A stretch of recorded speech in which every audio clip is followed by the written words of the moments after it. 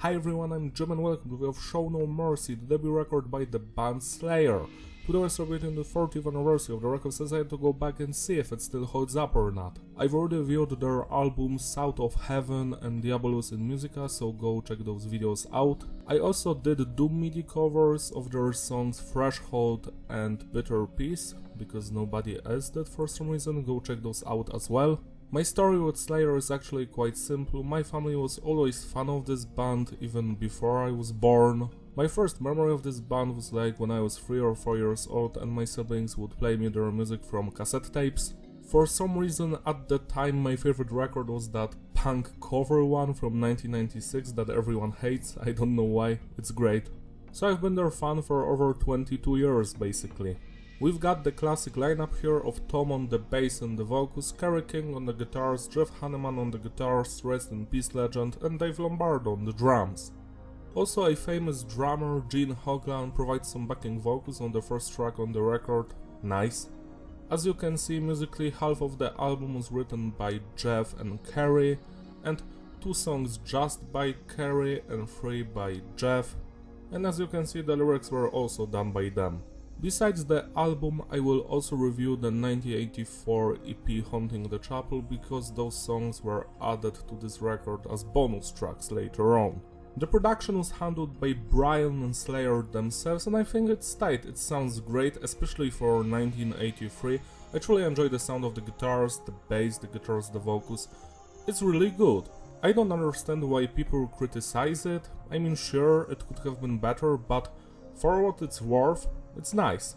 Message is diverse, the songs are mostly about Satan, murderers, war, evil, black magic, violence, stuff like that. Structure of the tracks is basic, standard intro, verse pre-chorus, chorus, verse pre-chorus, chorus, bridge, chorus, outro. Usually the songs have like 2 or 3 guitar solos, which is quite nice. And the music on this record could be described as a mix of heavy metal, speed metal and thrash metal. The record starts with the track Evil Has No Boundaries, and the first thing I'm going to notice here is the drumming by Dave. It's stellar for the entire record. I love his groove, the speed, the precision of his playing, the tempo changes, and when it comes to the songs from the EP, he uses double bass work there because of Gene, he showed him how to do it. Next we've got the bass work, it's not that audible and it mostly follows the guitars, but we have some moments here and there where it deviates from that stuff. I truly enjoy it. Next we've got the guitar work and that's actually my favorite thing about this record, especially the guitar solos, which is quite surprising because as you know later on Slayer would create those very chaotic, unpleasant sounding solos like I don't like them at all. But on this record they are melodic, memorable, interesting to listen to. Very nice. When it comes to the guitar riffs, some of them remind me of Iron Maiden for some reason. Maybe that was a inspiration for them, I have no clue. So we have some sinister sounding guitar riffs, some more melodic ones, some fast, thrashy, speedy ones, and more laid back and groovy as well. It truly works. Last but not least we've got the vocals by Tom, and I actually do enjoy his vocals a lot here. He mostly yells and shouts and it fits the music. Going back to the opening track, Evil Has No Boundaries, I love the gang vocals here, evil, love that stuff, the guitar solos slap, the drumming is perfect. It's not the best song here, like it's not my favorite, but it's a competent, heavy, thrashy song. 8 out of 10. The Antichrist, this is actually my favorite one from the entire record. I just love the main guitar riff, it's so playful, but the best part for me are the guitar riffs in the chorus. They have that Chuck Schuldin's Death vibe to them, so I guess that was his inspiration for his music. They are very, very nice. And also the guitar solo slaps as usual. 10 out of 10. Die by the Sword. This is another competent track. It's not my favorite, but I love the bridge and the guitar solos and also the verses. 8 out of 10. Fight Till Death. This is my least favorite song, but it's not bad by any means. I do enjoy the main guitar riff, the solos and the bridge and the drumming. It's just, for some reason, it's not as memorable for me as the other songs. 7 out of 10. Metal Storm / Face the Slayer. Now those are 2 songs merged into one. And this is my second favorite thing on this album. I just love the intro, the melodies, the guitar riffs, the main guitar riff in Face the Slayer and the bridge part and the solos.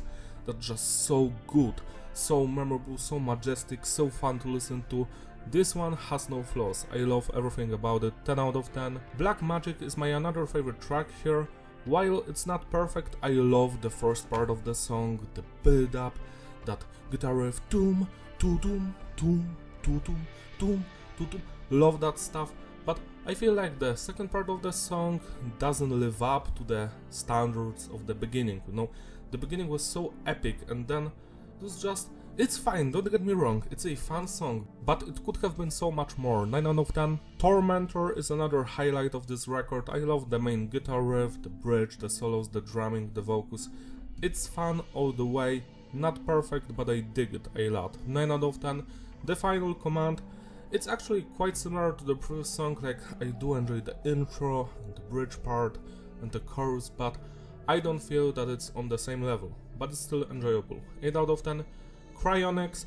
Now this song has amazing second part with the guitar solos.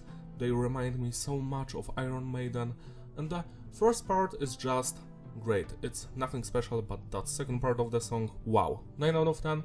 And the final track on the standard edition, Show No Mercy. This one is a banger from beginning to the end. I love the main guitar riff, the atmosphere of this song, the energy it has, the vocals, the drumming.